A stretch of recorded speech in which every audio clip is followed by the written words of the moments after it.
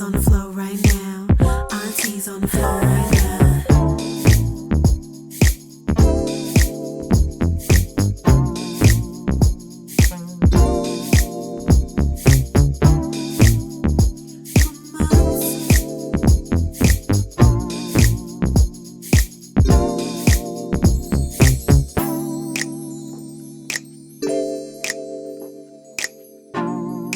Not playing the victim. That's really the first mindset. Is it really isn't what somebody or something or some event has done to us. Because if we continue to look at it that way, and that's with clients, if they continue to perceive it that way, they stay in that victim mode. And I don't know of too many successful victims. So really it is not what happens to us. It's what we do with it. It is how we handle it, how we learn to respond rather than react. And with that mindset, it becomes more of a can do than can't do. Sure. When I think about Ben's parents, there was a lot of pressure to keep up that kind of lifestyle. Mm-hmm. And there was a lot of stress for even Ben's mother regarding money coming in and money going out. She would share that with me. And my parents had the same thing. My dad was a derm surgeon. He had good money coming in, but my brother was in boarding school. My sister was supposedly in college, but not really. And we had a lot going out, and the more pressures that they had, the more that they fought. My mother started drinking more. She was hiding the bills. I remember the checks bouncing when we had residence party, and it made me want to be a very safe person. I buy my clothes from used clothing stores. When I talk about the Mercedes, I bought an older Mercedes and also paid a lot of it through art. Ben and I don't really travel very much, and people are always saying, why don't you enjoy your life more, Lael, and spend more? But I learned from a very young age that those, even in real estate development, because I worked with mostly men, and they were always spending a lot more than I was spending. They were buying multiple homes, and I had one home with roommates. I couldn't succumb to the pressures that they were experiencing. I didn't want that kind of pressure that I saw with my parents, that I saw with Ben's parents, that I saw with the guys that I worked with. Is there a way that you can successfully deal with financial pressure that can still allow you to move forward rather than stand still with paralysis? Is there a way to move forward when you are afraid?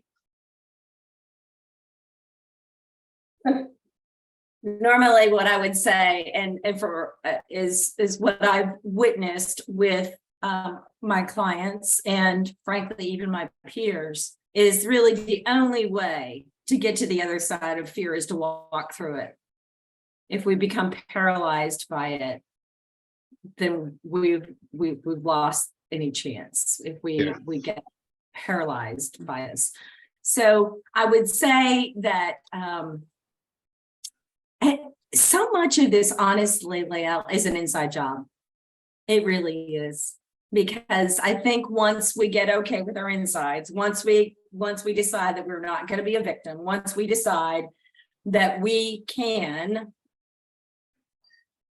then that actually motivates us, so that really what business is it of ours, what other people think ultimately, right? So so when we compare other people's outsides to our insides, we feel lacking. I think that comparison, I'm confident that I haven't made this up. I've heard it time and time again, that is comparison is a source of all unhappiness. Yes. Mm-hmm. But James, true. I'm going to open it up to you, because you'd probably be great at talking to Susan about this kind of stuff. Lael, I did raise my hand. I had a question. Remember? Oh, I didn't see you, Dr. Lee. I didn't see you. You didn't raise your see the hand? No, Like in school. Right?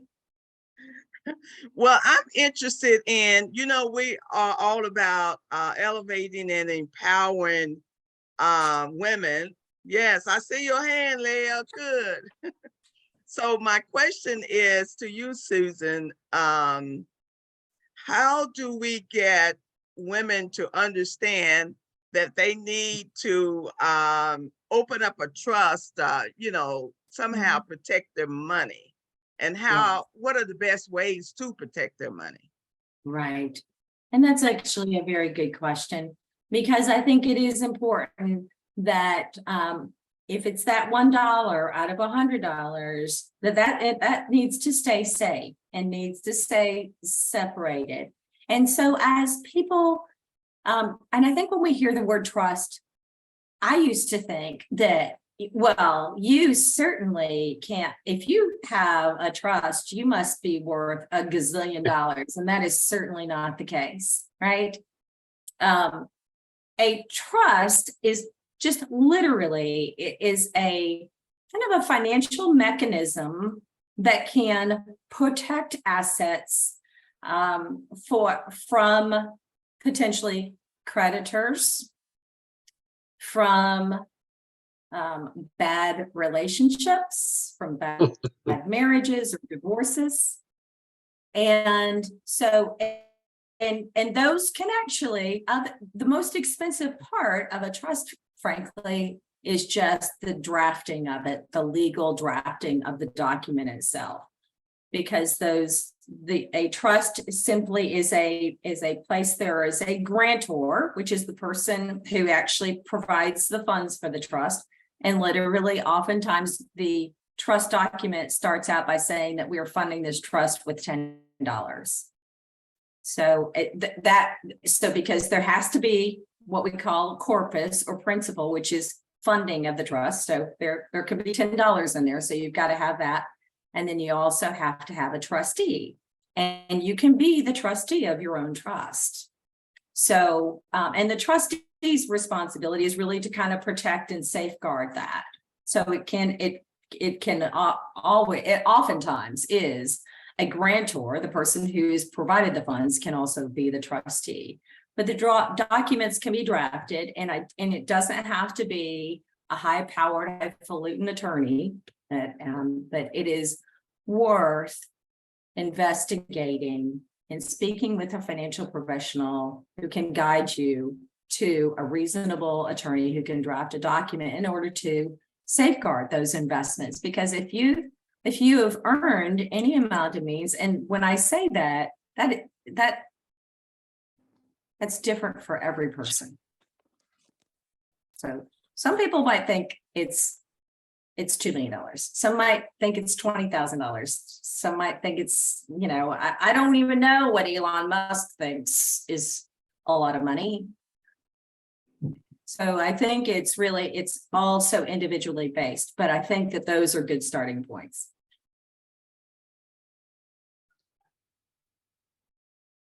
Thank you for that question. Awesome. Okay, James, your turn.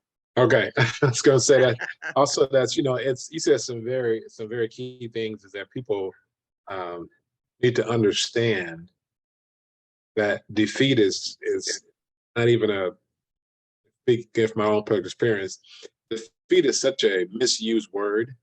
I think that my personal opinion, tell my clients that we never even lose.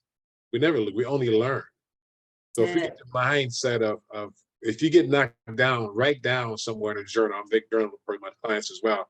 Write down why you got knocked down, how you got knocked down. And then when you get up, write down how you got up. But at the end of the day, we have to make sure we understand this life is a huge picture. And very key points about, women and coming up and starting out, like you said, $100 and $1. It's one thing I did with my kids when they were younger, and also have my clients do it now. When somebody's coming up from either a financial situation, is when I bought my son a Hot Wheel car. He was a toddler. I also bought him the same amount of money, stock in Mattel. When I bought the kids, we started playing Monopoly. At 7 years old, I'm a big researcher, but Monopoly actually is a game proven by so many psychologists. You start playing between the ages of 7 and 9. Your kids actually have an advantage of financial understanding. That game was created for that. Most people don't have a clue. It's actually you play this game all the time, but that game is actually was created for that purpose, but nobody ever talked about it. Monopoly is something that should be mandatory in every household with children and with adults as well too. And so I say that because also when I bought the Monopoly game, I also bought each one of my kids that same amount of money. It was like I think it was $9 or $15, whatever the game was back then. I bought that same amount of money in Hasbro stock for them as well. So then when they got of age, I started to give them, here's your allowance, whatever you did in the house. If you got $5, you $5 money, you got $5 also to go on E-Trade account set up. So now at the end of that time, but it's all about, they got old to get their actual jobs. Okay, now you're gonna put in $30 every single month into this account. And when you get to the point where you can have an end of the year, you got $1,000, take that money and do a Roth mutual fund. Something you can't touch without a huge penalty. So you have to discipline yourself. And that's what I think the advantage of that I have with Roth mutual fund. It actually makes you, because you take it out, you pay this huge penalty. So you actually have to keep it in there, for whatever, 6 months, 18 months, whatever you do. And I have a nephew that made professional sports, and I made him put almost all of his check every game, a professional football player, in a Roth IRA. He's like, I can't touch 36 months. That's fine. You'll be okay. And so when he retired, he was floored by the amount of money he had in the system. And then I had him turn over and make it into a trust, so you can make sure less taxes. Will we pay enough? If you, and like one of our colleagues here, Paran, says that if you owe $1, then you pay. If you owe 1,000, you pay 1,000, but you don't have to owe what you don't owe necessarily. So it's just very important to understand, that money has too much emphasis on. If you walk in your purpose, money will chase you down, in my opinion.